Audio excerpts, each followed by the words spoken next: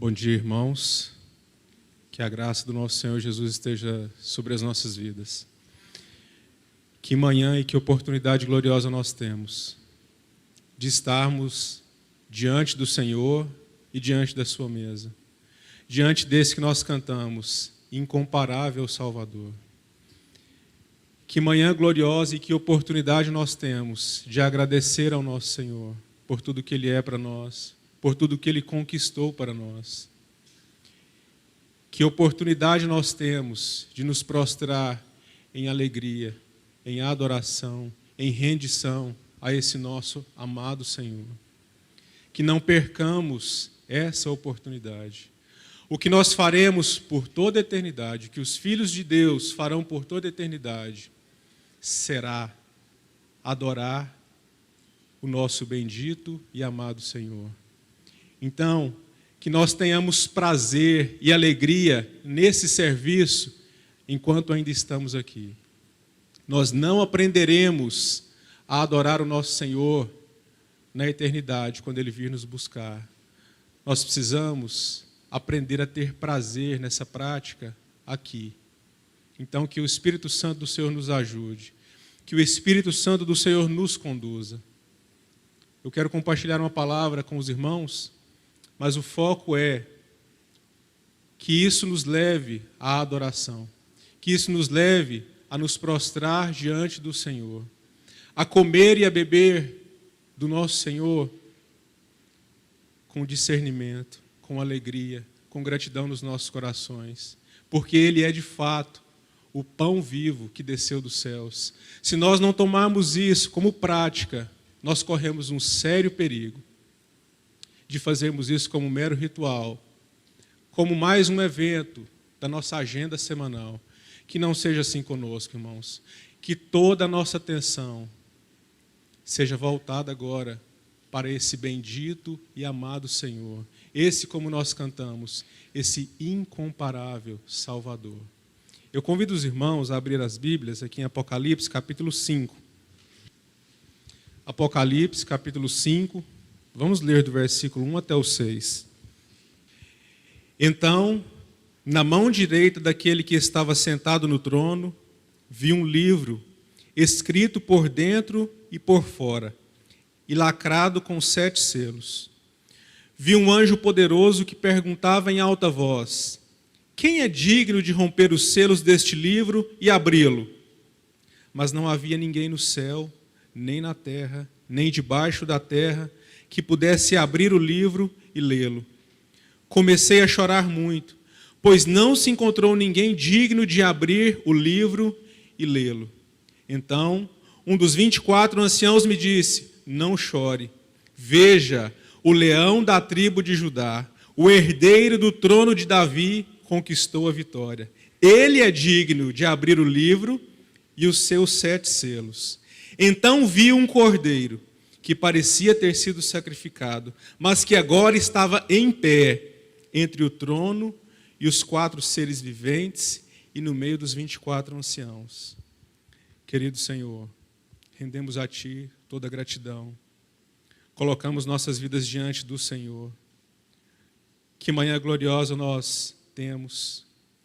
Senhor, que privilégio é para nós sermos chamados, junto com cada um dos meus irmãos, para que nós pudéssemos comer do Senhor, beber do Senhor.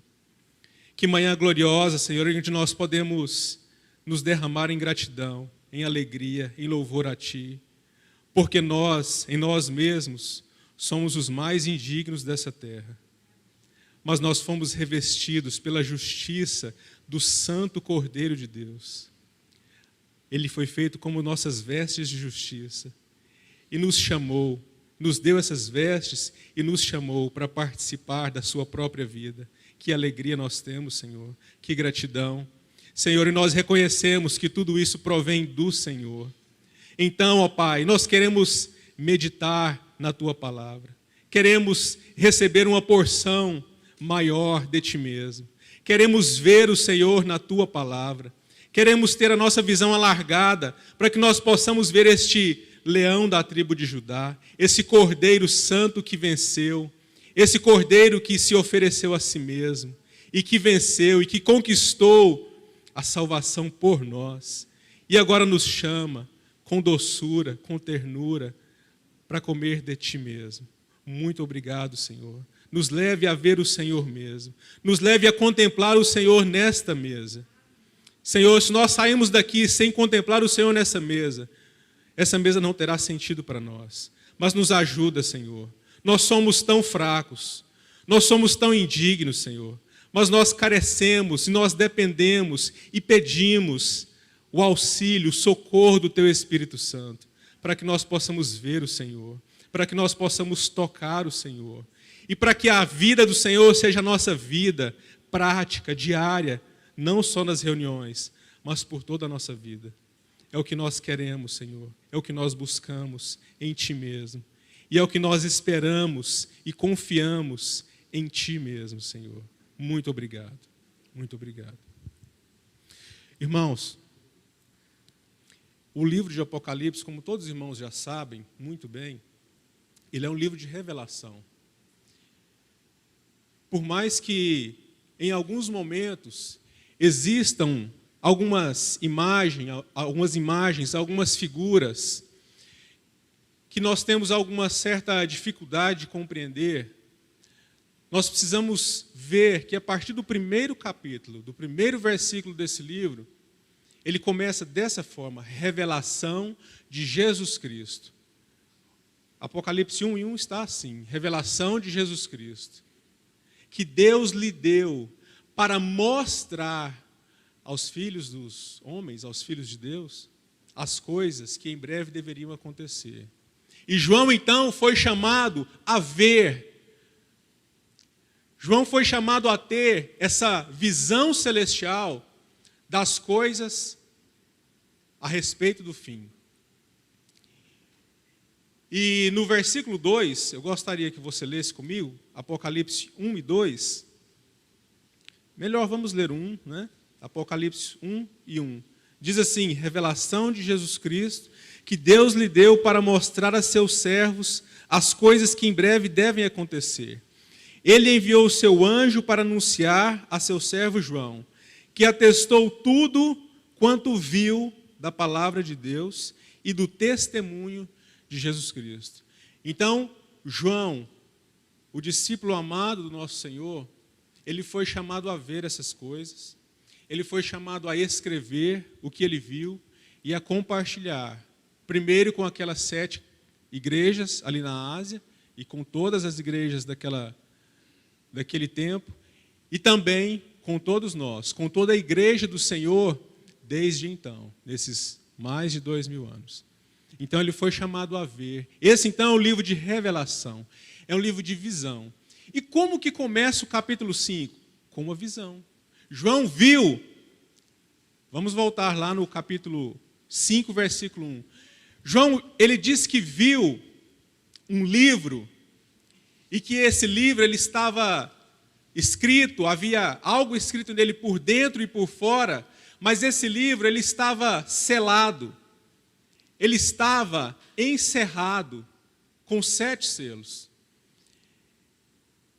E como nós sabemos, a partir do capítulo 6, esse livro ele revela a mente de Deus para o tempo do fim, onde nós vamos ver o nosso Senhor Jesus abrindo os 7 selos, e o 7º selo, ele tem um desdobramento, que são as 7 trombetas, e na 7ª trombeta nós temos um desdobramento, que são as 7 taças, que são, de modo geral, os aspectos a respeito do tempo do fim. E João viu este livro. No capítulo 2 e 3, aqui de Apocalipse, nós temos a história da igreja, de um modo geral, contada ali, naquelas 7 cartas das igrejas da Ásia. Depois, no capítulo 4, João, ele vê um trono, ele vê a majestade divina. E logo após, no capítulo 5, João é chamado a ver este livro, que continha toda a mente, o propósito de Deus para o tempo do fim. E ele viu também um anjo. Ele vê esse livro, e ele vê um anjo que apresenta ali para aquela miríade de aqueles 24 anciãos, os 4 seres viventes, os anjos, e João, vendo tudo aquilo, aquele anjo então, ele apresenta um problema, se assim nós podemos dizer. Porque aquele livro, por um lado, ele era e ele contém todo o desígnio de Deus, toda a mente de Deus a respeito das coisas que estão por acontecer. Mas, por um outro lado, aquele anjo faz uma pergunta, com grande voz, aqui João registra, muito provavelmente tenha sido um brado, um grito, e ele pergunta: quem é digno de abrir esse livro? E aí, esse é o problema que João se deparou, porque ele mesmo diz: não havia ali, e não só ali, não havia nos céus, na terra, no mar, nem debaixo da terra. João quis dizer, no universo inteiro, não há nenhum digno. Essa foi a conclusão que João chegou. E ao se deparar com essa situação, ele se desesperou. Ele começa a chorar. E o texto no original, para chorar ali, é um choro de luto, é um choro desesperado por alguém que perdeu um ente querido. Essa é a expressão que ele usa. Ele chorava compulsivamente. Ele chorava como alguém que perde um ente querido. Porque, por um lado, ele via que aquele livro continha toda a mente de Deus. Mas, por um outro, ele percebeu que não havia nenhum digno. Só que aí um dos 24 anciãos chega para ele e mostra, então. Ele fala assim: não chore. Em algumas versões está assim: não chore, pois o leão da tribo de Judá venceu. Mas no original, sabe como que está? É como nesse texto que nós lemos aqui. Ele fala assim: não chore. E ele chama a atenção, aquele ancião chama a atenção de João e fala assim: veja. Esse é um livro de visão. Visão espiritual. Então aquele ancião diz para João: contemple, olhe, preste atenção. Ele é digno. Ele mostra, então, ele aponta, fala assim: veja, o leão da tribo de Judá, o herdeiro do trono de Davi, ele venceu para abrir os 7 selos. Ele é digno. Então aquele ancião mostra para João, fala assim: João, não precisa de chorar. De fato, não há mesmo no universo inteiro nenhum digno, a não ser o leão da tribo de Judá. Porque ele venceu para abrir, para revelar, para mostrar a mente de Deus.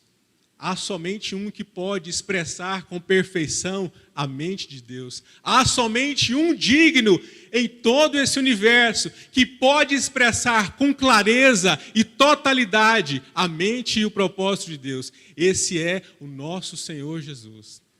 Só Ele é digno, só Ele pode. Então, o ancião diz para João: João, não chore. Veja, olhe, contemple o leão da tribo de Judá, a raiz de Davi. E ele venceu para abrir os seus 7 livros. Só que o interessante, irmãos, é que quando, no versículo seguinte, João fala assim: nisso eu olhei, de novo visão. Eu olhei, só que eu não vi um leão. Ele fala assim: eu vi um cordeiro. Ele fala assim: eu vi um cordeiro que ele tinha o aspecto, ele tinha ainda as marcas do sacrifício. Ele tinha as marcas de um cordeiro que foi oferecido em sacrifício. Mas esse cordeiro, ele parecia estar morto, mas ele estava em pé. Ele estava em pé entre o trono e entre aqueles 24 anciãos. Aquele cordeiro não estava morto. Ele tinha um aspecto como que se tivesse acabado de ser sacrificado, mostrando então a eternidade, a glória, o poder eficaz e atemporal do sacrifício do nosso Senhor Jesus como cordeiro. Ele olhou e ele viu como que se ele tivesse acabado de ser oferecido em oferta pelo pecado, mas aquele cordeiro estava de pé. Irmãos, quando nós olhamos para esse quadro, nós vamos ver no final o resultado disso. Os irmãos provavelmente já sabem. Mas eu queria extrair aqui algumas lições para a nossa reflexão antes de nós partirmos do pão. Quando nós olhamos para esse quadro, o leão da tribo de Judá, quando nós olhamos para o leão e quando nós olhamos para o cordeiro, nós precisamos entender como João foi chamado a ver. Nós precisamos ver esse nosso Senhor desta forma, como leão e ao mesmo tempo como cordeiro. Porque há no nosso Senhor um conjunto equilibrado de perfeições e de excelências que só Ele tem. Como nós cantamos, Ele é incomparável, Ele é inigualável, e só Ele pode reunir em si mesmo os aspectos de um leão e de um cordeiro ao mesmo tempo. Quando nós olhamos, irmãos, naturalmente, um leão, ele é um animal extremamente feroz, forte, valente, é conhecido como o rei da selva. Quando ele ruge, todos os animais eles tremem. Vocês já devem ter visto aquele filme O Rei Leão, né? Quem aqui tem filhos pequenos já deve ter visto. Todos vocês já devem ter visto também alguns episódios, alguns filmes de Crônicas de Nárnia. Ali dá uma ilustração bem pequena para nós. Mas de fato é isso, irmãos. Um leão, ele nos remete a esta figura. Ele é o rei da selva. Ele é o mais valente dentre todos os animais. Mas quanto ao cordeiro, talvez ele seja o mais doce, o mais terno, o mais amável. Um cordeiro, como é chamado ao nosso Senhor, uma ovelha, normalmente quando ela vai ser levada para ser sacrificada, ela não emite nenhum som. Como então nós podemos ver que o leão é o cordeiro? Somente no nosso Senhor pode haver esse equilíbrio perfeito. Irmãos, e sabe por que é assim com o nosso Senhor? Porque Ele é o suprimento de vida para nós. Irmãos, nós somos, por natureza, seres emocionalmente, espiritualmente desequilibrados. Nós temos tendências para excessos ou para algo que denote alguma falta. Naturalmente nós somos assim. Não há um equilíbrio em nós. Principalmente nesse tempo do fim, há um desequilíbrio emocional muito grande nos homens. Quando nós nos deparamos com essa nossa situação, por um lado, nós vemos que isso é uma realidade, talvez pode trazer uma tristeza para nós, mas nós temos que olhar para o nosso Senhor, porque nele há esse equilíbrio perfeito. E Ele é assim para nos suprir de tudo que nós temos falta, ou às vezes de alguma coisa que nós temos em excesso, que nós avançamos em alguma coisa. Ele precisa cortar então essas arestas. Então nele há esse equilíbrio perfeito de perfeições. Ele é o leão e ele é o cordeiro ao mesmo tempo. Quero convidar os irmãos a ler aqui em Gênesis, capítulo 49. Talvez aqui seja o fundamento para que o nosso Senhor, Ele foi chamado como o leão da tribo de Judá. Nesse episódio aqui, Jacó, já Israel, tendo seu nome mudado, muito próximo da sua morte, ele chama todos os seus filhos, e ele começa então a proferir bênçãos sobre seus filhos, e ele começa então a dizer para aqueles seus filhos, num tom profético, o que seria deles especificamente e daquela tribo, porque nós sabemos de cada filho de Israel surge então uma tribo, né? 12 tribos. Especificamente quanto a Judá, aqui no versículo 8, Gênesis 49, 8, Israel diz assim para Judá: Judá, teus irmãos te louvarão, tua mão será sobre o pescoço de teus inimigos. Os filhos de teu pai se prostrarão diante de ti. Judá é um leãozinho, subsiste vindo da presa, meu filho. Subiste vindo da presa, meu filho. Ele se encurva e se deita como um leão e como uma leoa. Quem o despertará? Agora veja o versículo 10. O cetro não se afastará de Judá, nem o bastão de autoridade de entre os seus pés, até que venha aquele a quem pertence, e os povos obedecerão a ele.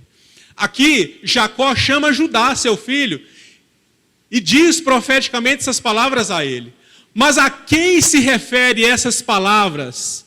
Ao nosso Senhor Jesus. Porque ele é da tribo de Judá naturalmente. Então ele fala, o cetro não se afastará de ti, tribo de Judá, até que venha aquele a quem realmente pertence. Ah, irmãos, Davi, Salomão, toda a sua linhagem, eles foram reis em Israel, mas para mostrar, é claro que eles cumpriram um papel, o seu desígnio em seu tempo, mas como eles são da tribo de Judá, eles são apenas figura daquele a quem pertence realmente o cetro de justiça por toda a eternidade, século após século. Então ele diz, Judá é como um leãozinho. A história judaica conta que cada tribo de Israel tinha como se fosse uma bandeira, e tinha uma figura, um emblema, que era a identidade daquela tribo. E a cultura judaica diz que a tribo de Judá havia um leão. E aqui, claro, uma figura do nosso Senhor. E o que o leão nos mostra, o que o leão nos remete, o que nós vimos aqui, nessa, talvez a primeira menção, Jesus Cristo como o Rei de todo este universo. Jesus como aquele que é o soberano Rei da terra. Aquele que tem em suas mãos todo o poder, toda a autoridade. É isso que é dito aqui. Judá, tu és um leãozinho e o cetro nunca se afastará das tuas mãos. Os teus descendentes, Davi, Salomão e os seus descendentes, eles serão reis em Israel naturalmente. Mas vai vir um da tua linhagem, a tua descendência. O que Deus havia prometido a Davi não foi precisamente Salomão. Quando ele fala a tua descendência, ele se refere ao nosso Senhor Jesus. Então, esse nosso Senhor Jesus, naturalmente da descendência, da linhagem real de Davi, ele é o leão da tribo de Judá, ele é o rei de todo este universo. Foi isso que João foi chamado a ver. João foi chamado por aquele ancião e falou assim, veja, o leão da tribo de Judá, ele venceu para abrir os livros. Ele venceu para que ele pudesse então expressar a nós homens e a todo este universo a mente e o propósito de Deus. Só ele é digno, só ele pode. Mas como nós vimos aqui, quando João olha para ver, ele vê então um cordeiro, porque é assim que ele é também. O nosso Senhor Jesus, ele tem vários nomes na Bíblia. Assim como Deus, ele é revelado por meio de vários nomes. E sabe por que isso, irmãos? É porque nós temos muitas faltas de muitas coisas, mas para todas as nossas faltas, ele se apresenta como a solução para todas elas. O nosso Senhor Jesus, ele é tudo que nós precisamos, ele é tudo que nós necessitamos. Para cada aspecto que falta em nós, ele é a resposta de Deus. Se nós somos covardes, se nós, principalmente homens, temos medo de resolver problemas, de encarar de frente as coisas e resolver, ele se apresenta a nós como um leão, como um valente, como aquele que tem coragem de ir à frente, como ele fez. Quando aqueles soldados se aproximaram, João, no seu evangelho, ele revela, ele se antecipou. Ele foi à frente dos seus discípulos. E ele perguntou, a quem vocês estão procurando? E ele então diz, depois, se vocês estão procurando a mim, deixe que eles vão embora, os meus discípulos. Ele se apresentou então como valente, como poderoso. Ele foi sozinho e enfrentou todos os nossos inimigos. Ah, irmãos, nós somos, por natureza, extremamente covardes. Mas este não é o nosso Senhor. Ele é este leão, este poderoso valente. Lembra o que Salmo 24 vai dizer?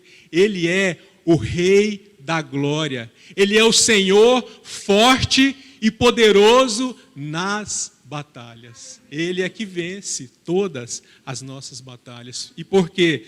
Porque ele se apresenta a nós, ele é revelado a nós como o leão da tribo de Judá. Como o rei soberano, forte e poderoso.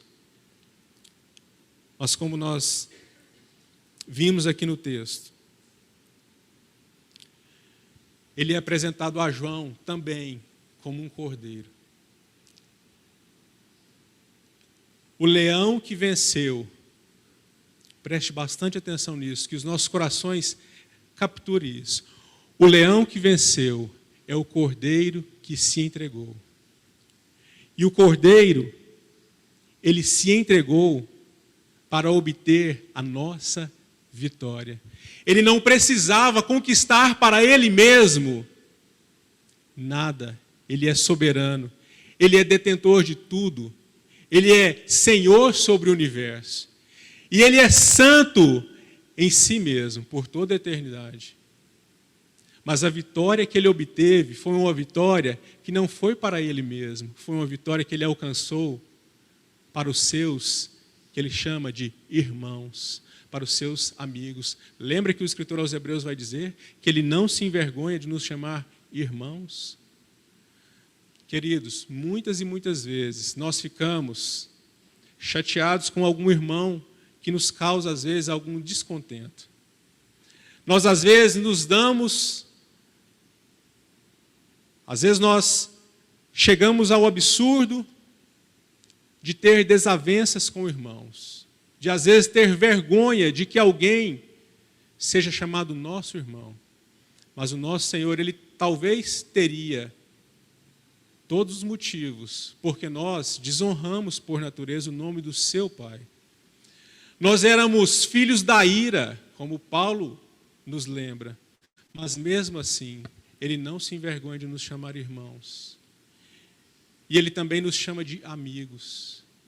Ele chamou até Judas de amigo. Ele falou assim, ninguém tem maior amor do que aquele que dá a sua vida pelos seus amigos. Quando Judas vem para dar um beijo nele, lembra o que ele disse para Judas? Ele pergunta assim, a que vieste, amigo? Somente nosso Senhor pode ter, como nós cantamos também, um amor impressionante como este. Nós de fato não compreendemos este amor.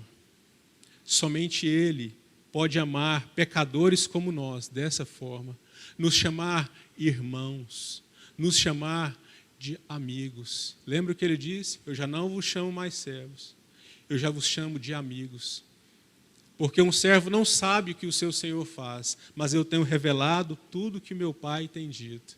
Veja então, irmão, só Ele é digno de expressar, só Ele é digno de abrir este livro e revelar o propósito de Deus para nós. Então, gostaria de ler com os irmãos também aqui Salmos 45. Salmos 45, a partir do versículo 1, diz assim, meu coração transborda de boas palavras, consagro ao rei o que compus, minha língua é como a pena de um escritor habilidoso. Este é um salmo messiânico, irmãos, vou continuar a leitura. Este é um salmo messiânico, cuja ênfase dele é o nosso Senhor Jesus como rei. E aí olha o que ele diz aqui, versículo 2.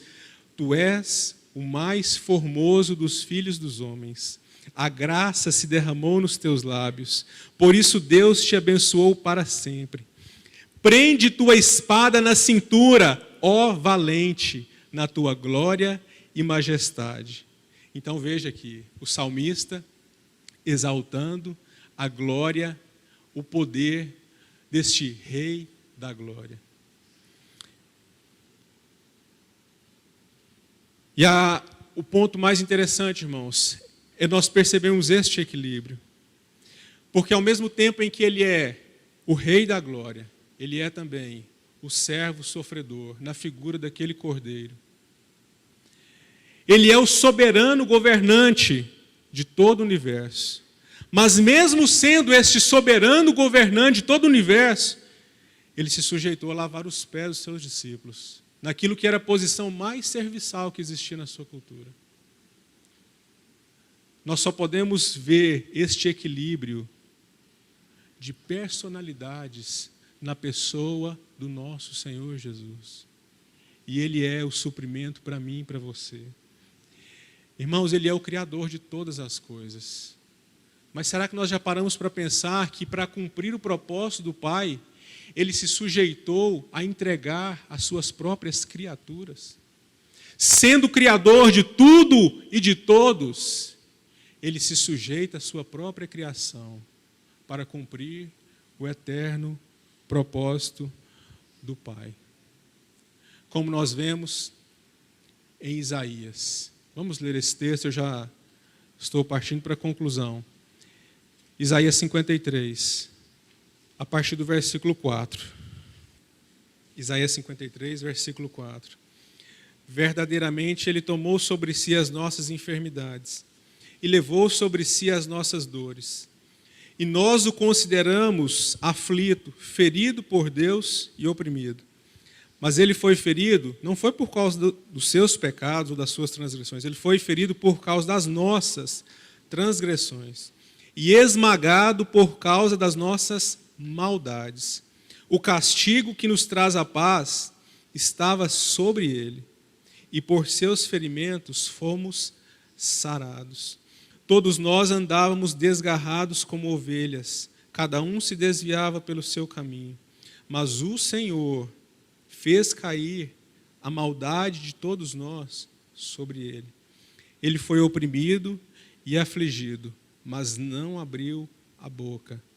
Como um cordeiro que é levado ao matadouro, e como ovelha muda diante dos seus tosqueadores, Ele não abriu a boca. João é chamado a ter essa visão do cordeiro e do leão. Desse cordeiro que subiu aquela cruz sem reclamar, sem abrir a sua boca. Como nós já falamos, sendo Ele rei de todo este universo, Ele poderia, com um gesto, determinar que os seus anjos o livrassem daquela situação. Com um gesto só, Ele poderia determinar, ou Ele mesmo poderia fazer, porque Ele tem todo o poder.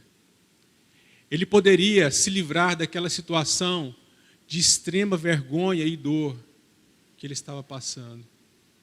Mas essa questão de extrema vergonha, até nisso, nós vemos a glória de Deus. Porque o sacrifício do nosso Senhor Jesus, para aquelas pessoas, eles olhavam e viam, talvez, somente mais um criminoso condenado por Roma, ou somente, talvez, alguém que tivesse cometido um crime político, algum traidor de Roma, por exemplo, porque eram esses os criminosos mais cruéis, ou os traidores de Roma, que normalmente eram crucificados. Então, talvez para aquelas pessoas que estivessem vendo ali, era somente mais um que estava sendo crucificado. Da mesma natureza do que aqueles dois que estavam ao lado dele. Mas não. Como Paulo vai nos lembrar, a cruz é poder de Deus para a nossa salvação.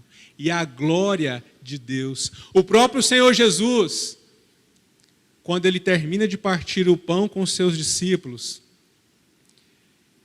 e Ele revela que Judas havia de traí-lo, quando Judas sai, João registra que era noite, e logo em seguida o nosso Senhor Jesus fala assim: agora o Filho do Homem é glorificado. Que glória é essa que ele estava se referindo? Da sua cruz. Então este rei, este soberano rei da terra, o Criador de tudo e de todos, ele se submete completamente ao Pai por meio das mãos de pecadores, para se oferecer a si mesmo como oferta pelo pecado, por mim e por você. E é exatamente neste ponto é que a ênfase e a união diz, porque o leão venceu, porque este cordeiro foi morto. O leão obteve a vitória, porque o cordeiro foi sacrificado. O leão é soberano rei da terra, sobre todos os nossos inimigos, sobre o mundo, sobre Satanás, sobre o diabo, porque o cordeiro foi morto e ressuscitou. E quando ele ressuscita, o Pai dá testemunho diante de todo o universo que aquele homem, que aquele cordeiro, que aquele leão, ele é totalmente digno, ele é totalmente santo, não há nele nenhuma mácula. E é por causa disso é que o seu sangue, a sua obra, o seu sacrifício, ele é eficaz para a salvação de todos nós. Irmãos, me entendam bem. Se o nosso Senhor Jesus não houvesse, se o Pai não houvesse ressuscitado o nosso Senhor Jesus, não sou eu que diz isso, Paulo fala assim em 1 Coríntios 15, que a nossa fé seria vã, e nós ainda estaríamos nos nossos pecados. E sabe por quê, irmãos? Porque se ele fica detido na morte, a morte, isso seria um sinal de que a morte teve poder sobre ele e o reteve. Mas é claro que não foi assim. O Pai o ressuscita e dá testemunho. O Pai chancela, o Pai dá testemunho diante de todo esse universo de que o pecado nunca tocou no seu Filho. E é por causa disso que o seu sangue é eficaz para todos nós. Por isso é que, por toda a eternidade, com uma só obra, ele entrou nos céus, ele foi à cruz, o Pai o ressuscitou e agora ele está sentado à destra do trono do Pai. Porque o Cordeiro foi sacrificado. O leão, que é o Cordeiro também, foi sacrificado e venceu. E sabe qual é o resultado disso, irmãos? Voltemos para Apocalipse, capítulo 5. Quando o Senhor Jesus é visto como leão e como cordeiro, versículo 8, a partir do versículo 8, nós vemos que aqueles 24 anciãos, eles se prostram. Versículo 8, logo que pegou o livro, os 4 seres viventes e os 24 anciãos prostraram-se diante do cordeiro, tendo cada um deles harpa e taças de ouro cheias de incenso, que são as orações dos santos, e cantavam um cântico novo. Então, 2 aspectos aqui. Qual a resposta daqueles que haviam visto Jesus como leão e como cordeiro? Eles se prostram. Não há nenhum ser em todo este universo que veja claramente o nosso Senhor como leão e como cordeiro ao mesmo tempo e não se prostre. Então aqueles 4 seres viventes, aqueles 24 anciãos, eles se prostraram e eles cantaram um cântico novo. E qual o tema? Qual é essa nova canção? A dignidade do nosso Senhor. Veja como eles cantam. Tu és digno de tomar o livro e de abrir os seus selos, porque foste morto, e com o teu sangue compraste para Deus homens de toda tribo, língua, povo e nação. E não somente os compraste, os constituíste reino e sacerdotes para nosso Deus, e assim reinarão sobre a terra. Não para por aí, irmãos. Versículo 11 diz assim, Então olhei, e também ouvi a voz de muitos anjos ao redor do trono, e dos seres viventes e dos anciãos, cujo número era de milhares e milhões de milhões. Eles proclamavam em alta voz: o Cordeiro que foi morto. Veja novamente, qual o tema aqui dessa adoração? A dignidade do Cordeiro. Veja o que ele diz: o Cordeiro que foi morto é digno de receber o poder, a riqueza, a sabedoria, a força, a honra, a glória e o louvor. Também ouvi todas as criaturas que estão nos céus e na terra, debaixo da terra, no mar, e tudo que neles existe dizerem: ao que está assentado no trono e ao Cordeiro sejam o louvor, a honra, a glória, o domínio pelos séculos dos séculos. E os 4 seres viventes diziam amém. E os anciãos também se prostraram e adoraram. Qual o resultado de ver, de ter uma visão clara do nosso Senhor como leão e como cordeiro? Prostrar, adorar e cantar um cântico novo que exalte a sua dignidade. Foi assim que aqueles seres viventes, aqueles anciãos, aqueles anjos e todas as criaturas do universo fizeram. Eles cantaram um cântico novo, eles prostraram diante daquele cordeiro. Não havia nada mais a dizer na presença daquele rei, daquele leão da tribo de Judá e daquele cordeiro, a não ser: tu és digno. Tu és digno de revelar os segredos de Deus. Tu és digno porque tu foste morto e compraste-nos para Deus e nos fizeste, nos constituíste reino e sacerdotes. Queridos irmãos, nesta manhã, o Senhor Jesus nos convida a comer e beber dele, tendo isto como contemplação, tendo isto como reflexão para as nossas mentes. Que eu e você possamos nos aproximar dessa mesa, tendo esta visão desse nosso Senhor Jesus como leão, valente, poderoso, como Rei da glória, como Senhor forte e poderoso nas batalhas, mas também como aquele cordeiro, como aquela ovelha muda que se ofereceu aos seus tosqueadores sem reclamar. Que o nosso coração possa contemplar. Eu quero ler um texto e os irmãos vão partir o pão e nós vamos então participar. E que o Espírito Santo de Deus nos chame, que nós tenhamos toda a atenção para esse nosso Cordeiro e que haja nos nossos corações um novo cântico que exalte este nosso Senhor, porque só Ele é digno. Só Ele é digno. Então, quando nós olhamos para essa mesa, nós precisamos ver isso. Nós precisamos ver o leão e nós precisamos ver também esse cordeiro. Quero ler só um texto aqui em Provérbios, capítulo 9, versículo 5. Vou começar a partir do versículo 1. Provérbios, capítulo 9. A sabedoria já edificou sua casa, já ergueu suas 7 colunas, já sacrificou seus animais, preparou seu vinho e arrumou a mesa. Já enviou suas criadas a clamar dos pontos altos da cidade, dizendo: quem é simples, volte-se para cá. E ela diz aos insensatos: vinde, comei do meu pão e bebei do vinho que eu tenho preparado. Ah, queridos irmãos, que nós aceitemos este convite. A sabedoria personificada, nós sabemos que é o nosso Senhor Jesus. Ele é a sabedoria. O que Salomão escreve aqui sobre sabedoria, ele tem em mente o nosso Senhor Jesus.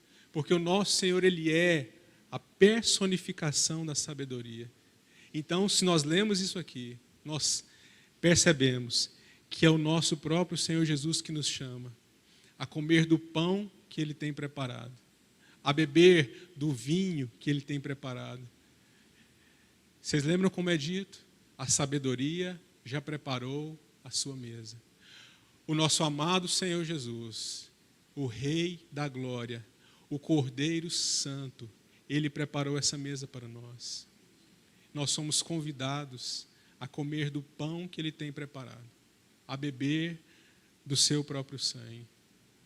E que nós tenhamos vida nele e vida em abundância.